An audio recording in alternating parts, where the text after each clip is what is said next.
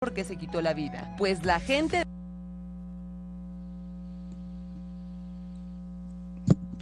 Isma, deja de escuchar el regreso. Muy bien, ya estamos de regreso, señoras y señores, son las 11:43, tiempo de Miami, Florida, son las 10:43, tiempo del centro de la República Mexicana, y tiempo también de darle la bienvenida a Lidia Cacho, quien está allá en el estudio, y yo le agradezco muchísimo la presencia. Lidia, qué gusto tener la oportunidad de platicar contigo el día de hoy, bienvenida. Gracias, Javier, igualmente. Lidia, a muchos nos llamó la atención, honestamente, a muchos nos llamó la atención el que hayas escrito este libro, Sexo y Amor en Tiempos de Crisis. Sin embargo, es un documento que está catalogado como divulgación científica, y ya que te metes en el texto, entiendes un poco el porqué de este trabajo periodístico, sobre todo porque venías de escribir textos de investigación periodística sobre la trata de personas en Esclavas del Poder, los demonios del Edén. Bueno, nos diste a conocer la terrible red de poder que protege a la pornografía infantil. En fin, eran temas pues bastante fuertes, ¿no? ¿Por qué decides escribir un libro sobre sexo y amor en tiempos de crisis, Lidia? Bueno, tiene que ver con toda la historia de las investigaciones que he hecho a lo largo de más de 15 años, que se relacionan con cómo los hombres y las mujeres adultos tratamos el tema de la sexualidad, tanto desde el lado positivo como desde el lado negativo, la salud, el VIH, SIDA, etcétera. Y bueno, fue como un cierre de ciclo de todos estos temas. Obviamente tiene que ver con mi edad. Yo cumplí 52 años y descubrí que todo el mundo a mi alrededor está pasando por crisis de todo tipo, tanto hombres como mujeres, mis amigos y amigas más jóvenes y quienes tienen mi edad o son más grandes.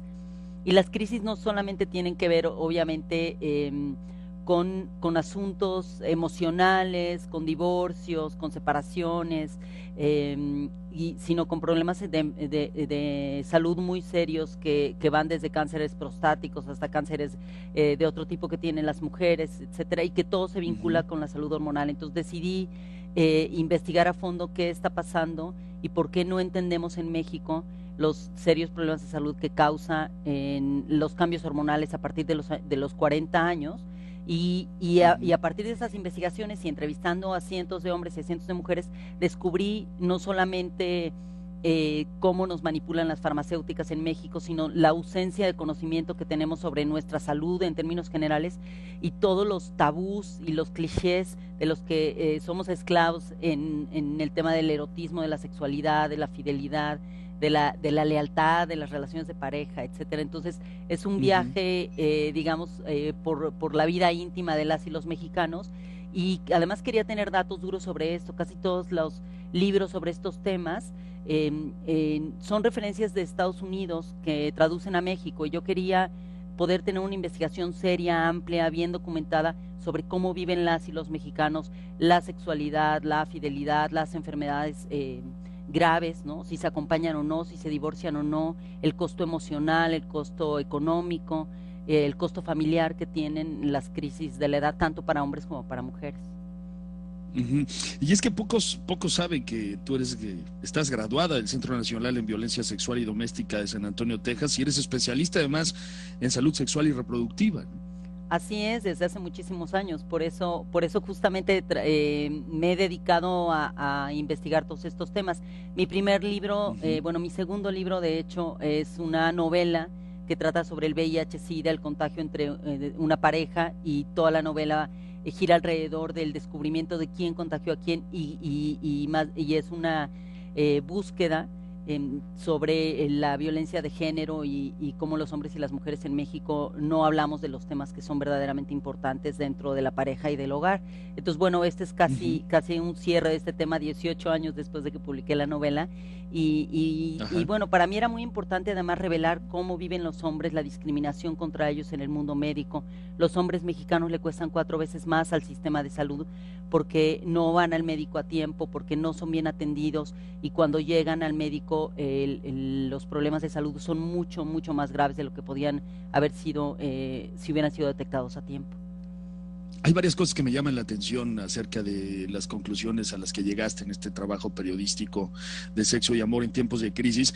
Hablando de los hombres, una de ellas me llamó mucho la atención, es que los hombres vivimos una gran soledad y abandono, sobre todo después de los 40 años, Lidia. Sí, bueno, mira, una de las primeras preguntas que les hice a los casi 200 y tantos hombres que entrevisté fue, ¿en qué momento de tu vida descubriste que eras hombre? Es decir, ¿cómo construiste tu masculinidad? Y todos me dijeron que jamás nadie les había hecho esa pregunta y ellos tampoco se la habían hecho. Y esta pregunta es muy pertinente porque tiene que ver con cómo el machismo forma emocional e intelectualmente a los hombres de tal manera que tienen que estar aplastando constantemente su salud emocional, digamos. Cuando construyen su personalidad, también, por supuesto, toda la sexualidad está concentrada en los genitales y no tienen idea de que es mucho más la sexualidad, el erotismo, la intimidad son mucho más que simplemente los genitales. Entonces, en un mundo tan sexista, es decir, el sexismo, cuando decimos sexismo casi siempre la gente cree que hablamos solo sobre las mujeres, pero hablamos también sobre los hombres. El machismo es aplastante para los hombres, lo ha sido toda la vida, y en este caso de la salud es mucho peor.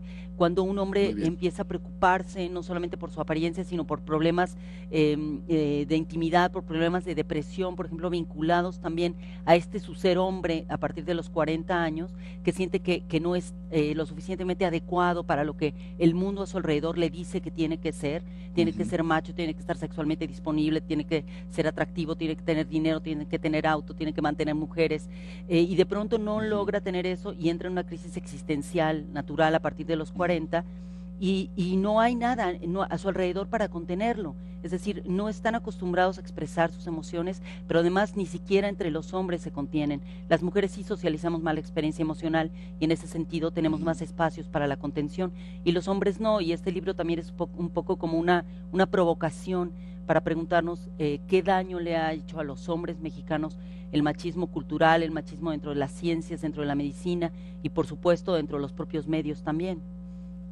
Interesantísimo, Lidia, la verdad, más que interesante. Otra cosa que me llamó la atención acerca de estas conclusiones es que los mexicanos parece que no sabemos entablar acuerdos amorosos con nuestras parejas. Claro, mira, les hice varias preguntas a todos mis entrevistados, a hombres y a mujeres, a parejas gays, a parejas lesbianas, a parejas heterosexuales. Primero les entrevisté separados, después juntos, y les puse unos dibujos que están dentro, que aparecen dentro del libro, que son unos circulitos en los que les pedía que explicaran cómo dividen sus espacios emocionales, los espacios conyugales, digamos, los espacios extraconyugales, es decir, su vida afectiva con los amigos, con la familia, con el trabajo.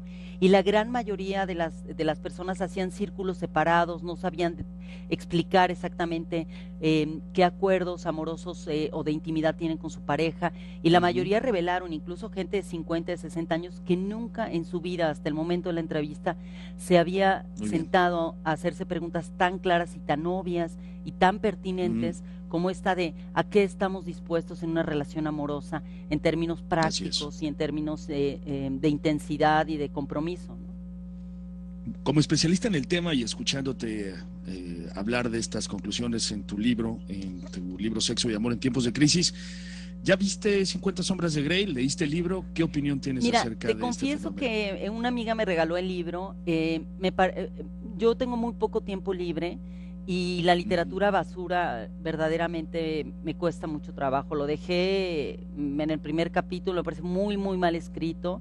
Y bueno, ahora con toda la polémica con la película 50 sombras de Grey, bueno, pues tiene que ver con esta incapacidad de la propia autora para entender el verdadero erotismo. Ya hasta varias actrices de porno han dicho que todo está mal, ¿no? Que todo está mal planteado, que ni siquiera se puso a estudiar el fondo del asunto para poder saber cómo plantear el sadomasoquismo real. Y ahora recientemente acabamos de ver las noticias de cómo una pareja mexicana teniendo sexo imitando algunas de las prácticas que propone la novela, el marido involuntariamente mató a su pareja, ¿no? Me parece que es bueno, pues me parece que es muy mala literatura, ¿no? Un intento de literatura, digamos. Pero ¿a qué? Gente que... Sí. No, respeto gente que hay mucha gente que lo lee, pero mira, yo le atribuyo el éxito de 50 es un sombras fenómeno. de Grey a que es una especie de pornografía barata que acerca a muchas mujeres con muchos tabús sexuales a la posibilidad de una supuesta liberación a través de la sumisión y la obediencia, ¿no? Casi animal en la sexualidad. Entonces hay una parte muy importante en la diversión erótica en las parejas que me parece vital y fundamental que la gente se atreve a ejercerla en la libertad absoluta. Pero esto es puro cliché, es decir, esta autora abreva justamente de todos estos tabús y de todas estas tonterías sobre las que se monta una sexualidad tan dañada, tan limitada, tan oscurecida como la que tenemos en el mundo entero, no solo aquí. En Inglaterra ha tenido un éxito monumental. Entonces, bueno, pues francamente me parece que hay muchos mejores textos en la literatura erótica que nos pueden enseñar a tener una vida sexual mucho más alegre y feliz que una literatura basura como esa, ¿no? Pero bueno, se vende muy interesante. Me encanta escucharte, Lidia. Me Gracias, encanta escucharte Javier. hablar Gracias. sobre estos temas. Ahí está, sexo y amor en tiempos de crisis. Rápidamente, Lidia, tengo un par de minutos. ¿Qué hay con la infidelidad de los mexicanos? ¿Somos más infieles los hombres, las mujeres? ¿Qué resultados obtuviste en estas Pues mira, entrevistas? las mujeres mexicanas son tan infieles como los hombres. Vaya dato. Y es absolutamente cierto. Es absolutamente cierto. Sí, están todos los Mira. datos, crucé información por lo menos de 5 fuentes diferentes y yo misma hice las entrevistas con hombres y con mujeres y los porcentajes son muy, muy similares, probablemente con una variante de 1%, pero las mujeres ya son tan infieles como los hombres en México. Pero las razones me imagino que deben de ser diferentes, Lidia, del por qué una mujer es infiel y un hombre Fíjate es que infiel. no, en general son las mismas, es la necesidad de aceptación de alguien diferente, casi siempre tiene que ver con la búsqueda de un descubrimiento sexual, erótico, con un tercero o una tercera. También hay una gran exploración bisexual en México de la que se habla muy poco. Me encontré a muchísima gente, sobre todo menor de 30 años, muy, muy dispuesta a explorar la bisexualidad sin ningún tabú, sin ningún problema. Cada vez sucede más en México. Y pues sí, nuestros patrones sexuales están cambiando y me parece que eso también era importante documentarlo, ¿no? Sin duda alguna, sin duda alguna. Yo te felicito por este estupendo trabajo que siempre realizas, Lidia, ahora en este libro Sexo y Amor en Tiempos de Crisis, que bueno, se antoja por demás interesante, ampliamente recomendable. Lidia, te mando un abrazo con cariño y qué privilegio tener la oportunidad de platicar contigo. Gracias, igualmente, Javier, gracias. Gracias a ti. Lidia Cacho, señoras y señores, con esto nos despedimos. Vaya datos, me quedo con muchas reflexiones, sin duda alguna, acerca de sexo y amor en tiempos de crisis. Ahí está su libro. Voy a la pausa comercial, despedimos a la gente que nos sigue a través de Telefórmula, pero regreso con más información de los espectáculos a través del 100.